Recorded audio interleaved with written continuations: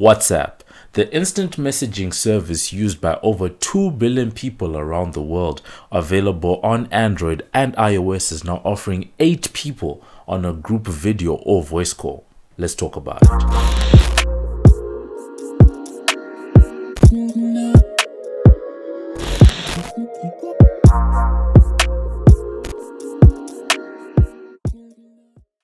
Hey, what up? It's your boy MobbJustice back again with another video. Now, last week we spoke about the Houseparty app, which has become very popular during this time of quarantine and lockdown because of its ability to have up to 8 people on a voice call. But this past week, WhatsApp, which is owned by Facebook and used by over 2 billion people around the world, came back with a bit of a punch, coming in and then saying that it's now offering 8 people on its video call service. Now, to take advantage of this feature, everyone who's going to be on one of these voice calls or video calls has to have the latest update. If you check the Google Play Store or if you check the iOS App Store, you'll see that there's now a new update, and it just has this as the simple liner to say that you can now have 8 people on a call and that everyone on the call needs to have the latest update to take advantage of the feature. Now, it had been rumored that this feature was coming. Some developer code, some of the betas that had come in, people had seen indications that the feature was going to be coming by, but there's a lot of thinking in the industry that applications, mobile apps like Houseparty and its ability to have 8 people on a call had really spurred the WhatsApp team into action over this feature. So it's definitely good to see that more people will be able to have bigger group calls on WhatsApp. Now, the big advantage that WhatsApp has over Houseparty is just the fact that you have those 2 billion people, you have a captive audience, and for a lot of people they had joined Houseparty because you could get more people on a group call, on a group video call. And now that this feature is coming in, it's looking like it might be one of the it might be something that stops people from downloading the app, or gets people to, I guess, not have to use Houseparty that much because all your friends and family are already using WhatsApp, so rather contact them there. The other advantage of WhatsApp, this is just from my personal testing, is just the fact that it seems to be able to handle network and bandwidth a bit better than Houseparty. I recently had a call with the same group of friends on Houseparty, and then we switched over to WhatsApp, and with the same number of people on the call, it seemed that the call was cutting out less on WhatsApp than what it was on Houseparty. This is something that I mentioned in my Houseparty video from the other week, and I'm not sure once again whether this is a bandwidth issue or whether something with the app itself, but it's definitely something to note when you are deciding on which platform you want to conduct a video call on. It sounds quite easy for us to just assume that now that WhatsApp has 8 people on its video calls, that automatically it's lights out for Houseparty, and it might be the case that this will likely slow down some of the appeal of Houseparty. But one of the big advantages, just from looking at the app's feature for feature, at least on the video calling point of view, is just the fact that it's a cross-platform support that we spoke about last week. And because Houseparty is available on Android, on iOS, and then you can also get it on desktop, especially if you've got like the Chrome browser, for example. You can initiate calls inside the browser, which is something that WhatsApp is not able to do.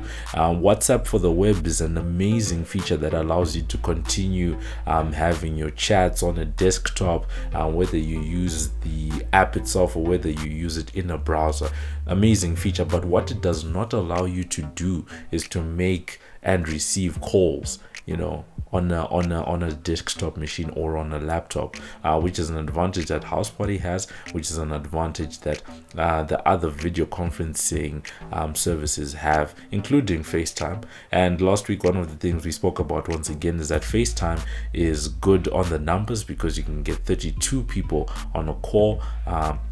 and it also has that support for the iPad. It's got the support for the MacBook, and it's got support for the iPhone, so you can have that cross device support. Unfortunately, the Apple walled garden, you can only have it if you have an Apple device. So right now, this is why we're pitting Houseparty versus WhatsApp. Now, interestingly, this week, one of the other developments that's happened is that Facebook through WhatsApp is not the only tech giant that's really making a move in this video calling space. You have Google, which has its own platforms such as Hangouts and also Meet. Meet competes with your Zooms, it competes with Microsoft Teams and the like. And this week, Google announced that Google Meet will be for free, and it's offering a free product until for the next couple of months, and then after which it will have some limitations on it, which means they are seeing a lot of potential, a lot of business opportunity in this space. So it's very interesting to just see what's going on the video calling side, whether it's on the more mobile focused side or the more social side, which is your Houseparty, which is your FaceTime, which is your WhatsApp, versus what's going on the enterprise side, where you're trying to organize meetings, perhaps lectures, seminars, enterprise level applications, where the domain of Zoom, the domain of Microsoft Teams and the like. Going forward, one of the things that I'm quite interested to see is how these device manufacturers decide that they're going to be able to monetize these applications, because it's all about the rands, the nairas, the dollars, whatever it is. You have to have a viable business model there. And WhatsApp for a long time has been for free. We had been told that at some point a few years back, I remember when you downloaded WhatsApp, it told you that it was going to be free for a certain amount of time, and then you might have to start paying, stuff like that. But that hasn't really materialized. On the Houseparty side, maybe I haven't done enough research, but I really haven't seen in any place how they have been able to monetize this video calling service, because when it comes to video conferencing, it's the paid services like your Zoom, like your Microsoft Teams that are making money from video calling. And that's on the enterprise side, where you're trying to get maybe 1,000 people on a call, you're trying to share screens, you're trying to share documents, have encryption, all of those things. But on the social side, where Houseparty and WhatsApp are playing, I'm keen to see if there's any way that they'll be able to monetize these features. So that's been it for this edition of MobbJustice on Tech. I hope you enjoyed it. Let us know, are you using any of the apps? Were you on WhatsApp and then switched over to Houseparty? Did you download Houseparty just because you could get so many people on a video call? Is this new feature from WhatsApp going to make you delete your Houseparty app, or are you fine with the fact that Houseparty is a different app altogether, different ecosystem? Maybe you're one of those people that really likes the games that are in the app. Maybe you like the fact that you can lock a room, for example, or the fact that people can jump on and off a call. Let us know in the comments. Otherwise, thank you for enjoying us, and then we'll catch you in the next video. Hey, this is Baby G, and you're watching the MobbJustice channel. Follow us on Twitter, Instagram, and Facebook. Live it, love it, like it. This is the MobbJustice TV. Thank you.